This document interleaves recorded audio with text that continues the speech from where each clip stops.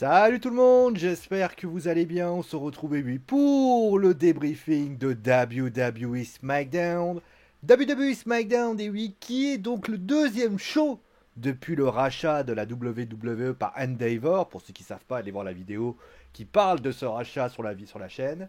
Et donc, nous allons voir, finalement, toutes les interrogations. Parce qu'il y avait plein d'interrogations dans ce show en lui-même. Est-ce que Vince McMahon allait encore mettre son grain de sel? Est-ce que finalement l'annonce de Triple H allait être si impactant? Et la plus grande question, est-ce que WWE SmackDown était un grand show ou un petit show ou un little show ou un FN show? En clair, était-il tout simplement à la hauteur de sa réputation? Allez, donc on commence tout de suite avec le vif du sujet. On va commencer bien évidemment avec le début du show. Le début du show qui a donc vu la victoire de les Brawling Brutes, Sheamus, Butch ou Pete Dunne, et Rodge Roland qui affrontent et qui réussissent finalement à mettre à terre les Imperium, donc avec une victoire de Sheamus sur Giovanni Vinci, concrètement. Alors pas de Drew McIntyre. Alors Drew McIntyre, d'après pas mal d'informations, serait... Alors il y a pas mal de personnes qui disent pas mal de choses, qui disent qu'il est malade, d'autres qui disent qu'il est mécontent de son sort, etc., etc. En tout cas, le match que j'ai vu à WWE SmackDown était un excellent opener. Franchement, les deux équipes ont livré une prestation de très haute volée.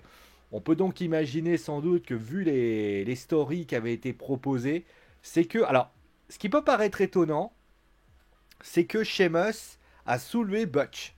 Est-ce que ça veut vouloir dire que Sheamus va laisser Butch prendre son spot s'il y a un match pour le titre intercontinental et Pete Dunne donc aura le droit à un match contre Gunther? Ça peut être une possibilité, mais en tout cas ce qui est sûr c'est que dans cette histoire-là, je trouve que la WWE a réagi avec un bon match. En tout cas, ça allait dans tous les sens. C'était assez dynamique. Sheamus qui gagne, bah, ça peut donner une continuité de rivalité pour WrestleMania à Backlash à Puerto Rico. Donc finalement, c'est plutôt une bonne chose. En tout cas, on peut dire ce qu'on veut, mais WWE SmackDown a démarré sur les chapeaux de roue et il fallait donc que ça continue. Et donc, ils avaient donc également le second match. Le second match était donc un match simple. Ricochet qui faisait face à Ivar. Alors, pas de Braun Strowman qui n'était pas là. Alors pourquoi Braun Strowman n'était pas là? Ça, c'est une très très grande question aussi qu'il faudrait se poser. Le match en lui-même était sympathique. Alors, je me suis quand même un petit peu été surpris de voir Ivar qui perd à nouveau. Hein, on a l'impression. Il n'y avait pas non plus, Ivar, il n'y avait pas son frangin, son pote. Ivar et. Je me souviens plus de son nom, du deuxième. Vous saurez bien évidemment me dire qui ce sera. Mais en tout cas, Ricochet qui gagne. Est-ce que c'est une bonne chose ou pas? Je ne comprends pas trop l'idée que Ivar perd ce match. Moi, j'aurais préféré qu'il gagne. Ça prouve notamment aussi quelque chose, c'est que malheureusement, euh, il n'y a pas de continuité au niveau des rivalités. On avait une Viking Rider qui semblait dominante début d'année. Ils ont rencontré Drew McIntyre et Sheamus, et depuis, bah, c'est un peu la foire à la saucisse. Défaite à WrestleMania, défaite juste avant, et la défaite face à Ricochet. C'est vrai que c'est quand même assez gênant, et donc je trouve que c'est quand même étonnant. Voilà, c'est quand même étonnant, et je trouve que c'est pas du tout en adéquation au vu de ce qui s'est passé. Voilà. Donc, après cela, on a eu donc un match avec Liv Morgan et Raquel Rodriguez, qui sont les nouvelles challengers. Alors, ça sera pas longtemps, hein, puisque la semaine prochaine, Lita et Becky Lynch feront donc face à cette équipe. Et donc, Natalia et Chotzi étaient là, donc victoire logique des Raquel Rodriguez et de Liv Morgan, puisque tu ne peux pas faire perdre ces lutteuses alors qu'ils viennent de réussir à obtenir un match pour le titre. Donc voilà, clairement. Le match en lui-même était pas déconnant. Après, je me suis pas plus emballé que ça. C'était pas le match en lui-même qui m'a le plus emballé, pour ainsi dire. Mais ça reste un match qui a petit à petit s'est accéléré au fil des minutes. Et donc, on peut être globalement ravi au vu de ce qui s'est passé. En tout cas, moi, j'ai beaucoup apprécié. Voilà, c'était peut-être un petit match, voilà, pour permettre finalement de mettre en place ce qu'il y avait à faire. Et c'est ce qui s'est passé dans cette rencontre. Bon, après cela, on a eu donc Triple H. Triple H qui est venu, encore une fois, après WWE Raw, donc Triple H qui décide de venir. Donc, alors, moi j'ai eu très peur au début, enfin, J'ai eu très peur au début, alors même si je savais ce qu'était l'annonce. Puisqu'il nous disait voilà, qu'il n'y avait rien de mieux. On avait l'impression qu'il répétait la même chose que s'il avait dit à Raw. Et moi je me suis dit, Hunter, si c'est pour nous répéter 2 fois la même chose, fallait peut-être pas y revenir. Et là il t'annonce qu'il va y avoir un draft dans les prochaines semaines et que cette nuit changera le futur et le destin de chaque superstar. Il dit que toutes les superstars donc, sont éligibles au draft et là, le draft changera vraiment la donne. Voilà ce qu'il a dit. Alors, moi, il y a une question que je me suis posée en regardant ça. Je me suis dit, bah, pourquoi tu l'as pas annoncé à Raw? Je veux dire, le draft, on est bien d'accord qu'il va changer tous les archétypes de ce qui va se passer. Donc, si on traduit entre les lignes, si on lit entre les lignes, donc il y a des lutteurs de Raw qui ira du côté de SmackDown et du côté de SmackDown qui ira du côté de Raw. Et il y aura des lutteurs de NXT qui iront soit du côté de Raw ou du côté de SmackDown. Pour l'instant, vous m'avez suivi. Et il s'avère que, eh ben, moi, j'étais comme ça, je me suis dit, ok, et donc...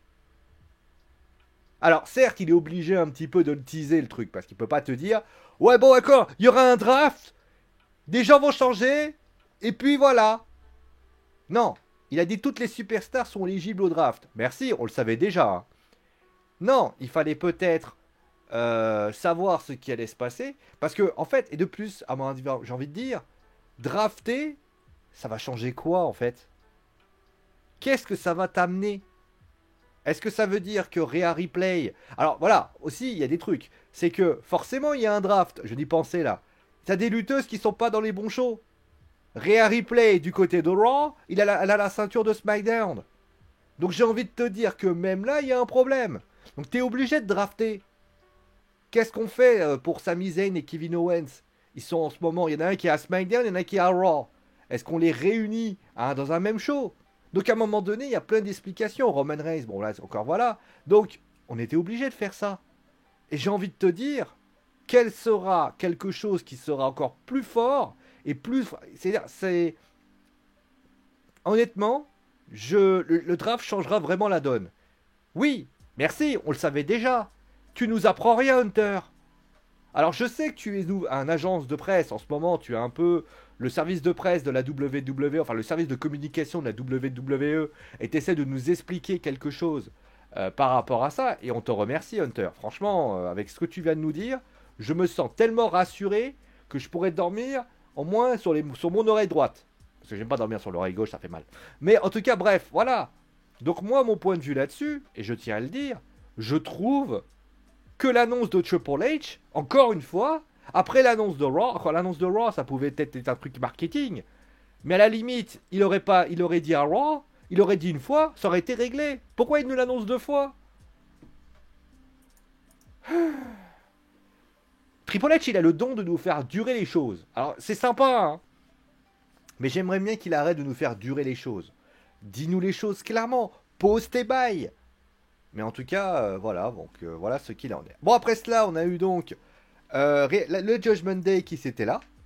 Donc les Judgment Day qui ont parlé, on va dire, individuellement. On a eu donc Rhea Ripley qui a parlé en premier, Finn Balor qui a parlé en deuxième, Dominic qui a parlé en troisième, et Damien Priest qui a parlé en quatrième.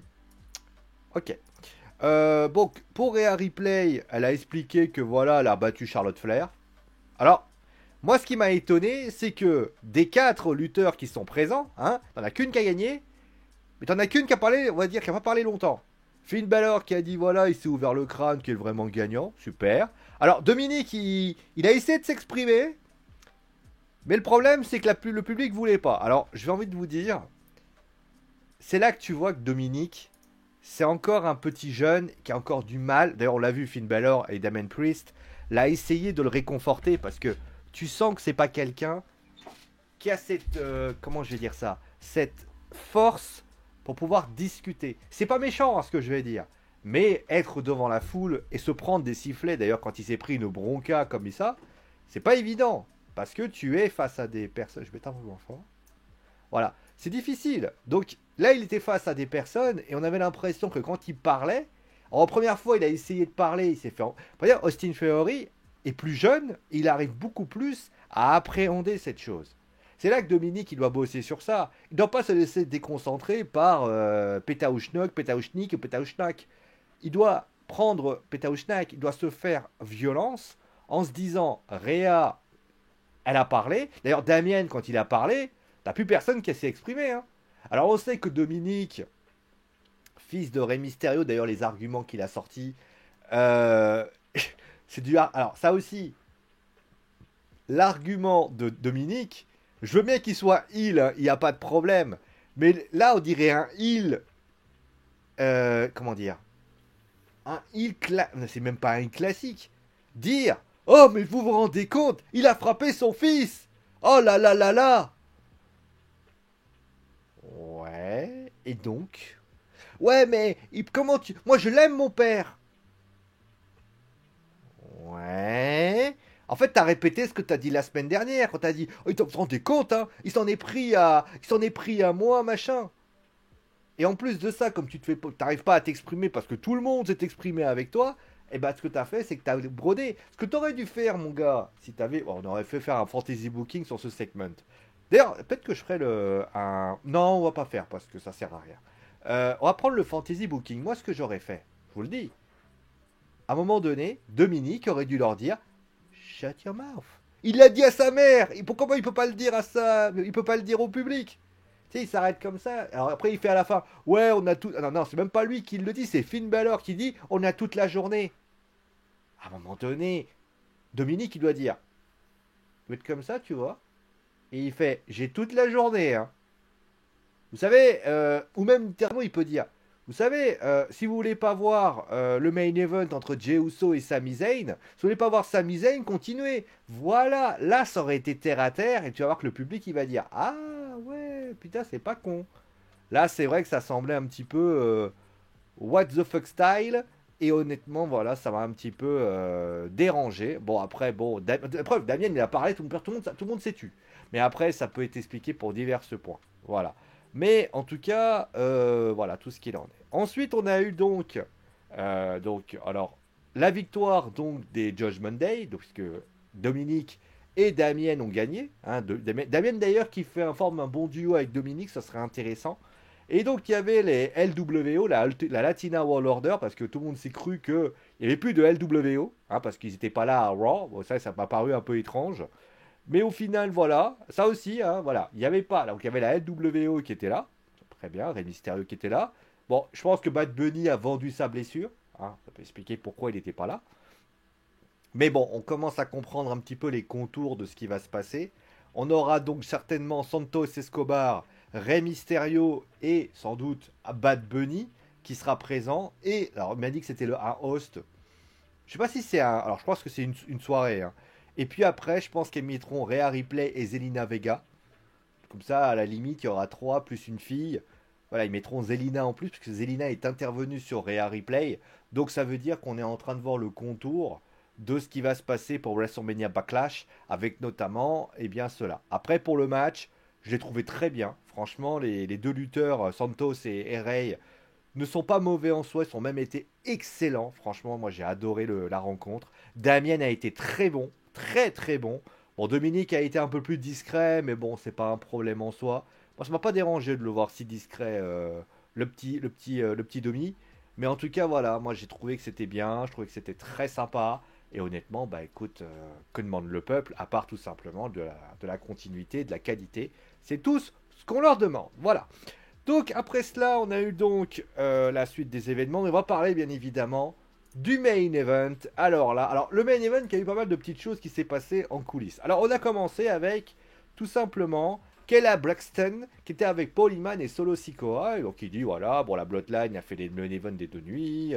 Tout simplement, il a parlé du fait que Roman Reigns approche des minuit en tant que champion. Et là, Jey Uso il arrive, il dit bah j'ai pas vu Jimmy. Et là il lui dit bah ton frère il est pas là. Bon, déjà, pourquoi son frère n'est pas là? Pourquoi ton frère n'est pas là? C'est un peu fort. Et là, il dit, bon, bah, il voulait voir, il voulait que toi, Roman, il veut que toi, tu démolisses Sami Zayn. En fait, il le voit, tu regarderas à la télé. Attends. Alors, Jey Uso, il s'en va. Et Solo Sikoa, il le regarde, il fait, Bon, on va régler le problème de Zayn. Sinon, s'il n'est pas capable de le faire, tu t'en chargeras. Alors après, quelques minutes après, on a Sami Zayn qui est avec Kevin Owens qui fait ah, tu te rends compte, hein, on est. Attends, excuse-moi. Tu te rends compte, hein, là, on est quand même les champions par équipe, hein, tabernacle. Oui, mon accent québécois est pourri, je vous emmerde. Ensuite, il dit ah, bah, écoute, les Sami Zayn, les matchs entre les Usos, ça sera terminé. Je vous emmerde. Bon, après, il dit mais tout, c'est quelque chose qui ne va pas. Je pense que les matchs pour Jay, j'ai besoin de lui parler, tu comprends? Et faut que j'y aille là quand même. Il a des politiques de merde, le tabernacle. Si tu y vas, tu vas te faire défoncer, n'y va pas. Et là, ça il fait yes, c'est mon ami, tout c'est. Bon, merde, en tout cas, il dit bon, j'ai fait l'accent québécois le plus pourri qui soit, tous les Canadiens me détestent, mais vous savez quoi? Moi, je vous aime. Même surtout les Canadiennes. Bon, bref. Bon, après, il lui fait voilà. Et juste après, donc, on a, juste avant le match, on a Sami Zayn qui fait ouais. Est-ce qu'on peut faire l'accent québécois avec Google Traduction? Québécois. Juste pour essayer, hein, j'ai envie de me faire un délire. Non, ça marche pas. Oh! Comment traduire un texte anglais en français? Mais ta maman! Un dictionnaire québécois. Est-ce que je peux avoir le... Eh, s'il y a ça, je vous jure que je le sors. Oh, le dictionnaire québécois! Alors, c'est juste un dictionnaire. Oh, ça dégoûte. Bon, bref. C'est Tigidou, ça. C'est rigolo. Alors, est-ce que je peux avoir... Attends, si ça marche... Là, on le fait en live. Hein. Là, c'est du live. Hein. J'avais pas prévu de faire comme ça. Bon, d'un côté, j'ai une connexion qui est vraiment très longue ce soir. Donc, vous allez attendre très très longtemps. Donc, comme je disais avant d'être interrompu... Donc, bon, ok, d'accord. Allez vous faire foutre. Donc, comme je disais, il y a donc Sami Zayn qui vient voir Jey Uso qui lui fait bah écoute, t'as dit les choses, t'as demandé, et finalement, tu n'as pas voulu écouter. Tu as perdu les titres par équipe, et la Bloodline, elle est tombée. Oui, voilà. Tu vois d'ailleurs, Jimmy n'est pas là, et Roman, il fait pas confiance. Donc, pourquoi je fais l'accent? Pourquoi je fais l'accent de l'argent du Gouda? L'accent suisse. Bon, bref. Bon, après cela, voilà, il lui dit voilà. Et là, juste après, il y a un bruit qui se fait entendre. Et Kevin Owens se fait attaquer par Solo Sikoa. Jay fait ah, moi je vais l'aider, je vais l'aider, je vais l'aider. Et au final, voilà, tout simplement ce qu'il en est. Et donc, il y a le match. Bon, le match est bien. Hein. Franchement, le match est bien et tout. Le match est cool. Et genre, juste après, il y a Solo Sikoa qui veut s'en prendre à Sami Zayn.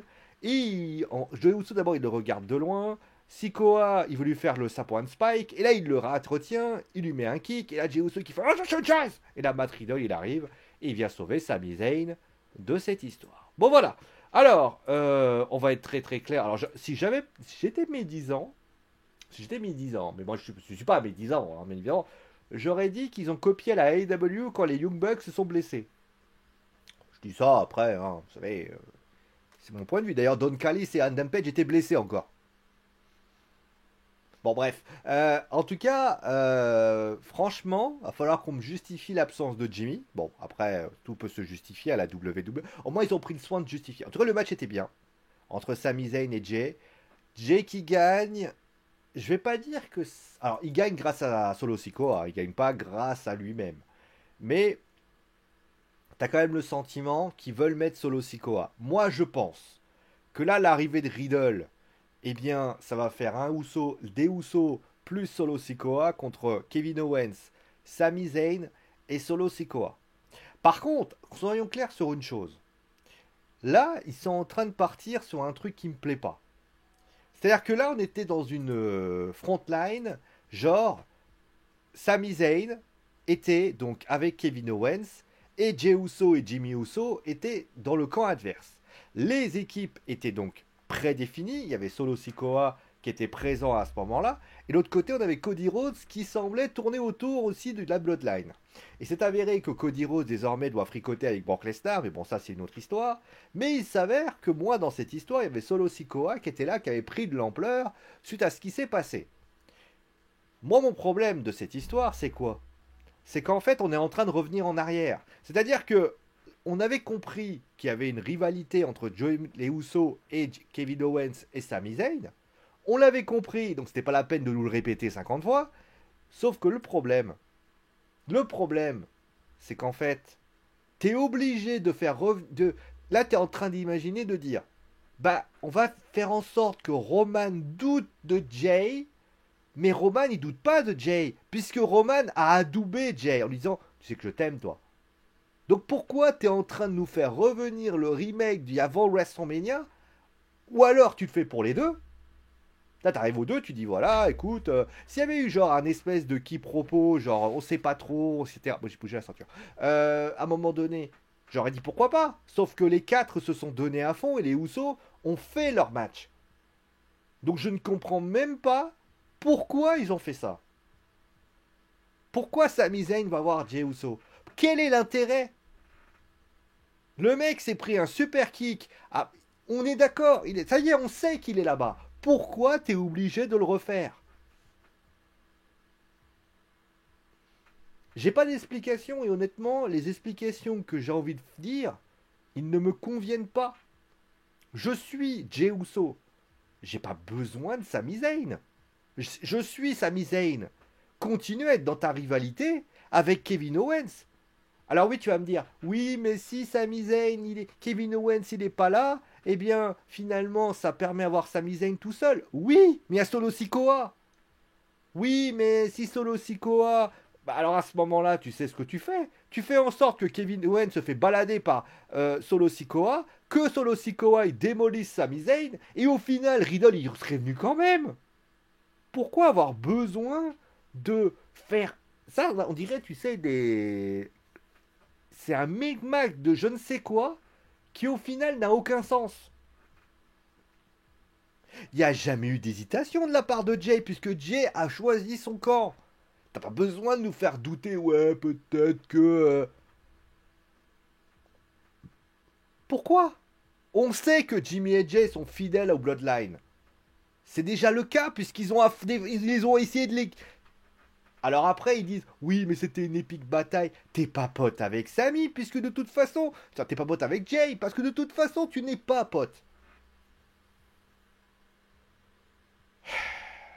Il y a des jours comme ça, vous savez, il y a des jours comme ça, où quand vous essayez de chercher une logique, la logique vous donne mal au crâne.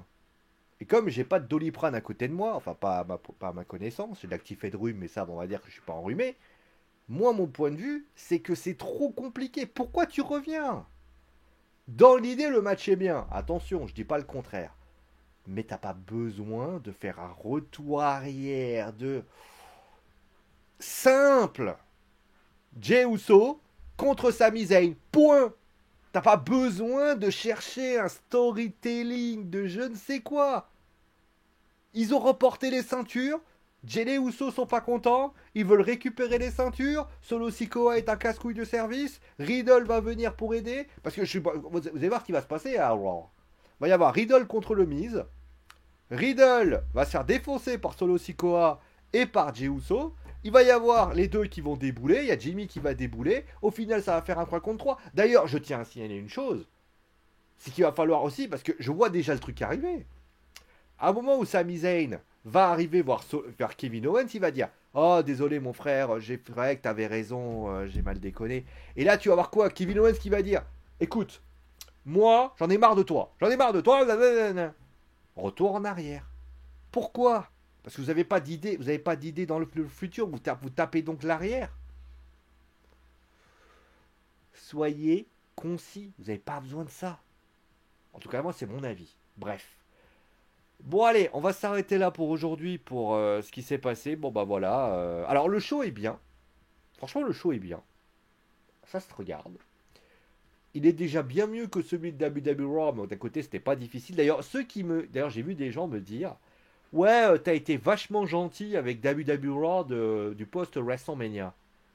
Bah, en fait, si vous regardez bien, parce qu'il faut aussi s'y lire entre les lignes. J'ai dit quoi? J'ai dit que Brock Lesnar c'était une sacrée surprise. J'ai dit que les matchs avaient été bons. Parce qu'on peut dire ce qu'on veut, mais ce qui a été proposé en tant que match était bon. Sauf que le problème, c'est que moi, quand je regarde le show, vous pensez réellement que j'ai kiffé? C'était un show correct. Correct. Et j'ai dit que c'était à la hauteur de ce qui s'est passé avant WrestleMania. C'est pas positif ce que j'ai raconté. Donc soyez quand même globalement sympa et dites-vous une chose. Quand je suis, on va dire plutôt dans le correct, inquiétez-vous. Parce que correct pour moi, ça veut dire c'est limite du moyen. Voilà. Correct pour moi, c'est moyen. Il y avait des choses intéressantes, mais excusez-moi, hein, le dernier show de la WWE que j'ai réussi à faire kiffer, il date d'avant Elimination Chambers. Hein. Voilà. Donc, cassez-moi pas les couilles à chaque fois en me sortant des trucs qui sont pas possibles.